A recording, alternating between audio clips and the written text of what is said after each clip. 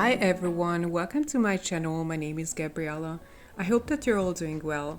Today's video is going to be one in my pigment series, and we'll be looking at an underappreciated color slash pigment, indigo. I have two versions that are the real thing and two that are hues. One is a multi-pigment convenience mix and the other one is an entirely different color altogether, but soon we'll get into that. Without further ado, let's start with the most authentic color, Indigofera by Schmincke. It's a color in their Horadam Naturals series. The pigment is NB1, a semi-transparent denim blue, which is obtained from the Indigofera plant, yielding a somewhat dull bluish black shade color, according to Schmincke's website. I bought this paint a couple of months ago and it quickly became one of my favorites. The next one is Indigo in the Shinhan PWC range. The pigment in this one is PB66, which is a synthetic version of the original indigo pigment. It's a truly remarkable blackish blue color that I just love. Price-wise, this Shinhan Indigo is significantly cheaper than the Schmincke Indigofera. The next one is White Nights Indigo, which isn't indigo at all. It's a combination of phthalo blue, a purple color PV23 and black, and it aims to kind of mimic the original indigo hue. To me it looks very phthalo and a lot cooler than the real indigo.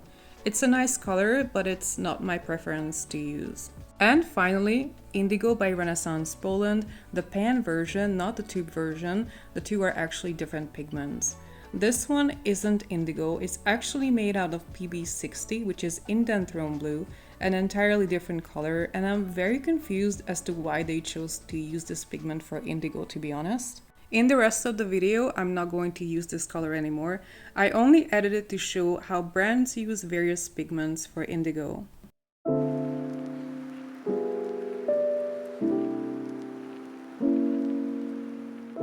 In the next section, I'll do some color mixing, first with the Schmincke Indigofera and then with the Shinhan Indigo. The colors that I chose to mix into the indigos are Carmine, Nickel Azure Yellow, and Goethite. Both variations of indigo are extremely versatile mixing colors. You can create beautiful purples, natural looking greens to the deepest values, and with Goethite, which I chose for the granulating properties, you can mix a very unique color separating neutrals. The two actually behave quite differently, with Schmincke Indigofera being a more natural, a bit less pigmented, slightly streakier blue, and with Shinhan PWC Indigo being exactly as a regular watercolor would do. Out of the two colors, the Shinhan Indigo is a lot easier to handle in my opinion, while the Schmincke Indigofera takes a little bit of practice, and I would recommend it for people who are more experienced with watercolors. Now let's do a quick demo painting in which I only used the two genuine indigos out of the four, and I'll use them for pretty much everything. I use more of the Indigofera for the sky and more of the Shinhan Indigo for the trees, but I sort of mix them into everything to have a more uniform look. Indigofera makes the most beautiful moody skies, and the Shinhan Indigo looks almost exactly like PG8 when mixed with Nickel Azure Yellow. If I don't have any ready-made green and indigo is the only blue on my palette, I'm good to go. I can pretty much obtain any color that I may need.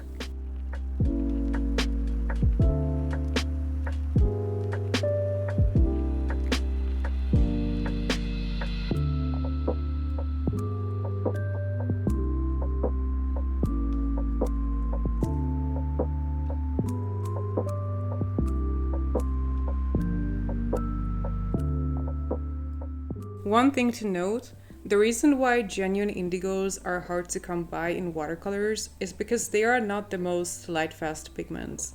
NB1 and PB66 both have sort of fair light-fastness, but I wouldn't recommend using either of them in finished work that is to be sold, which is why brands like to replace them with all kinds of convenience colors made with phthalo blue or indanthrone blue. As for me, I don't sell anything, and I mostly work in sketchbooks, or I'll just put away my finished arts in a portfolio, so I don't care so much about light-fastness.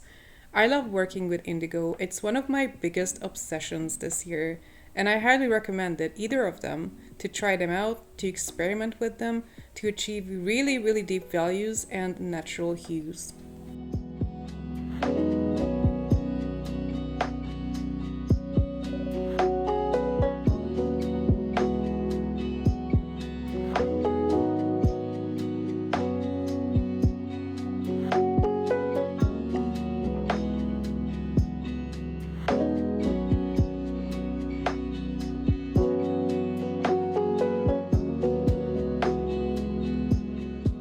Okay, so that's it for today. I hope you enjoyed this video. If you did, please give me a thumbs up and leave me a comment. And please let me know if you have tried indigo. Thank you for watching this to the end. Take care and see you next time. Bye!